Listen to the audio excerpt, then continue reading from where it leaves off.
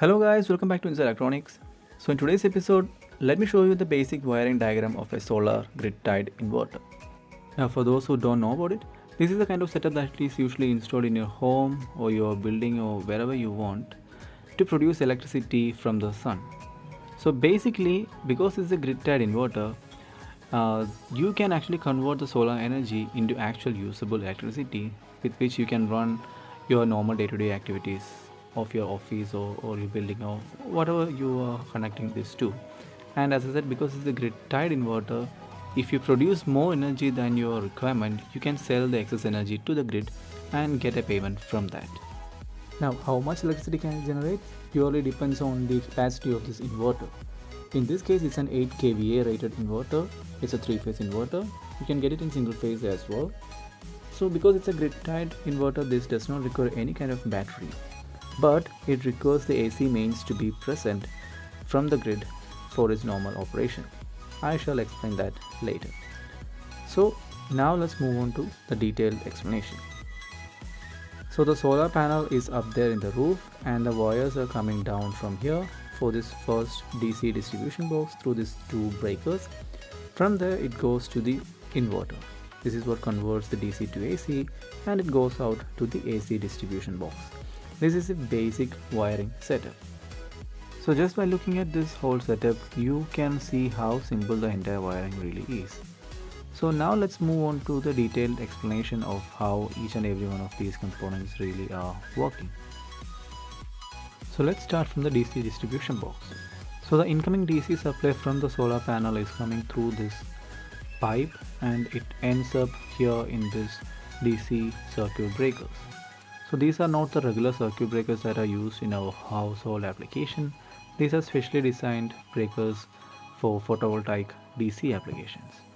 So this is a must have in any photovoltaic application, solar application, because you cannot use any regular AC breakers for this. Now the number of circuit breakers that you require basically depends on the capacity of your inverter. In this case we have a series parallel combination of two sets of solar panels, and that's why here there are two circuit breakers and you can see a couple of wires running into the DC distribution box. Now it may appear a lot complex inside here, but it's really simple. The number of things that you see inside here actually depends on the number of set of solar panels you have. So since I have two set of panels, I have two of these things. If you have three, you will have three of these things likewise. So the positive and negative from this breaker is going to this DB, and the positive goes through this specially designed fuse. It's a fuse Havells made. It's specially designed for solar applications, and the input wire goes in like that. We have to control both the positive and negative. In this case, positive goes through this fuse and it is looped to this SPD.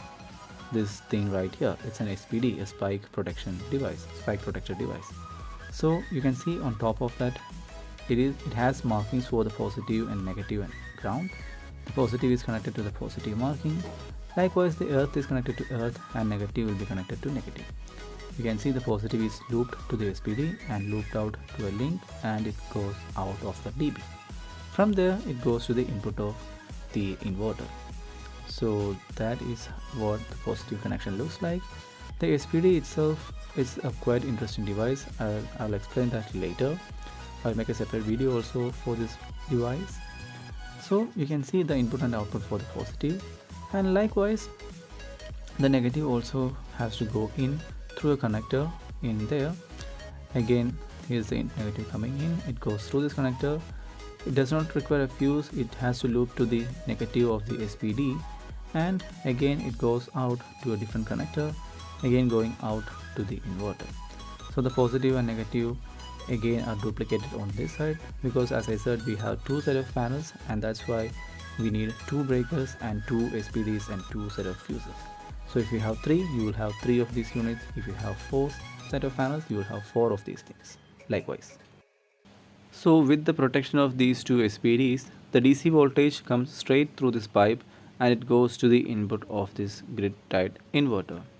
Now this is an 8 kVA rated inverter made by GoodV, and let me show you the sides. Here's a sticker on the left side which shows what that LEDs on the front mean. You can pause to read that if you want to. And on the other side we have one more sticker which shows all the specifications of this unit. which we will talk about later. So this is a specification list, and now let me show you what are the settings and menus in this unit. Now overall, you can see if I click on this, you can see it reads the panel voltage of both the panels. It is in upwards of 400 volt, and that's the reason why I did not open the DC distribution box cover. I don't want to mess with that. That's the voltage and current that is being taken from the solar panel. You can see a graph. It shows at what time it generated the peak power, the total power, the instantaneous power, the date and time, and things like that. So here is the output voltage, the three-phase output voltage for all the three different phases at this particular point. And this is the current that is being drawn from the inverter. That's the frequency, that's the model number. So that is all about the menu system. And now let me show you what's underneath the unit. You can see the AC output line right there, and there is a Wi-Fi antenna which can be used for having remote access to this device, and it can be used to get all the information in your computer or mobile phone without actually connecting anything into it physically. So these are the other connections. The solar panel voltage comes straight to here, the PV1, PV2 for the two different panels. If you have multiple panels, this will have multiple inputs. The on-off switch for the whole unit. This turns off the entire inverter section. A USB port near to the Wi-Fi, and here is a point for the CT. I'm not sure what is DRED, and this is the AC output line. So let me give you the spec sheet once again, so you can go through the spec sheet by pausing this video. And the capacity of your grid-tied inverter setup is actually calculated on the basis of this particular inverter. If this can generate 8 kVA of power, then that's the capacity, that's the maximum capacity that you can deliver to the grid. So from here, the AC output line goes straight through this pipe to this AC distribution box right here. Again, this has a similar component. It has a connector for both the input and output, an isolator, and followed by the surge arrestor. Now this is an AC surge arrestor, AC three-phase surge arrestor. We have just seen the DC surge protector, and compared to that, this one has markings like L1, L2, L3 and neutral. Underneath it has ground. Well, here's a close-up of one of the DC surge arrestors. You can see this one is made by Havers, and there is a window underneath. It's the status indicator. If it is green, it's okay. If it is red, you have to replace it. Now this thing deserves its own video, and I will make a separate video for explaining how this works, and I will do a teardown of one of these units. So in that we will discuss about it in a detailed way. Now if it ever goes faulty, you don't have to buy a whole set for replacing just one unit. You can just buy a replacement cartridge. Just make sure that you are buying from the same manufacturer, otherwise it will not fit together. And just take out the blown out cartridge and just insert the newly purchased cartridge into the existing cartridge holder. Just push it in place. That's all it takes to make it brand new and working back again. So here is the RYB indicators for indicating the presence of AC mains in this distribution box, just as a warning. And the AC mains goes through this wire down to the special energy meter that is designed for solar applications. Before moving on to that, let me show you a demonstration. I'm going to turn off the power that is going into the grid-tied inverter. Now the breaker is off, and you can see the instantaneous power delivery immediately went down to 0. Now I'm going to turn the breaker back on, and you will see that there is a 60-second delay before the inverter starts back again, and after that 60 seconds the instantaneous power delivery will go back up to whatever value that it is currently generating. Now what does it mean? It means that the grid-tied inverter actually requires an AC mains at its input for its proper operation. Without that, it loses the synchronization and it loses the ability to generate its own power. So because there is no batteries, it cannot work offline. It always requires an AC mains for its reference for this to operate properly. Now at any moment you will see the power, instantaneous power goes up. Now this is an evening time, so the power generator will be much lower, but still it generates a significant amount of power with low light situation like this. You can see the power is now around 1.7 kilowatts. It's good for the time being, and this is the experiment that I wanted to show you, that it will not work without an AC mains. So this is the wire that is coming from the solar panel.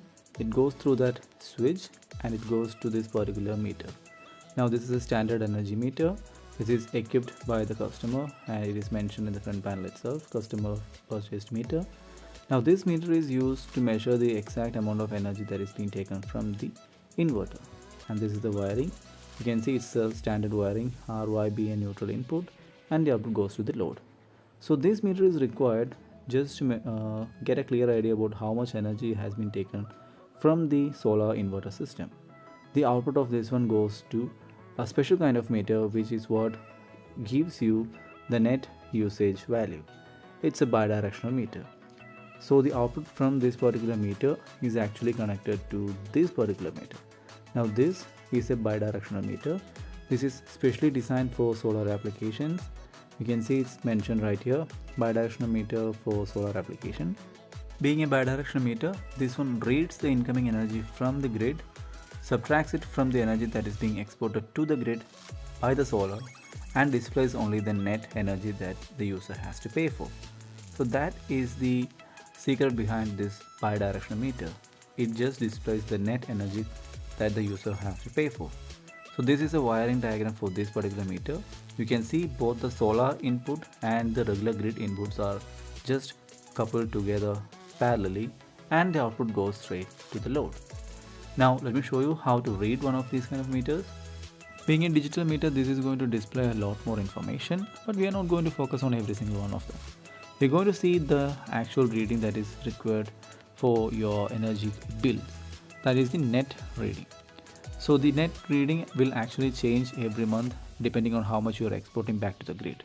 So in this particular meter, this is how it displays the net energy consumption. So this is how much you have to pay for at every settlement time. This is how much energy you have consumed from the grid, and the next reading will be how much you have exported back to the grid. So because it's the beginning of month, you can actually see the quantity of energy that is being exported back to the grid is much lower, but as the time goes on, this will actually increase and the net reading will be a lower value. And finally, here's a block diagram of all the things you have just seen. It's basically this simple. It's just a solar panel, the inverter, a couple of meters, and it's on to the grid. And thanks to Luminous for this wonderful image. It may look a lot complex in the video because of all the wirings and basically the industrial look of the things, but in reality it is this simple. Here is another picture for you, and I hope I have covered every single aspect of this solar grid-tied inverter wiring. If you have any doubts, you can ask me in the comments below. I hope I have covered all the important sections, and I hope you now have a better understanding of how the whole thing works. So anyway, that's all for this video. Thank you for watching. See you in another video.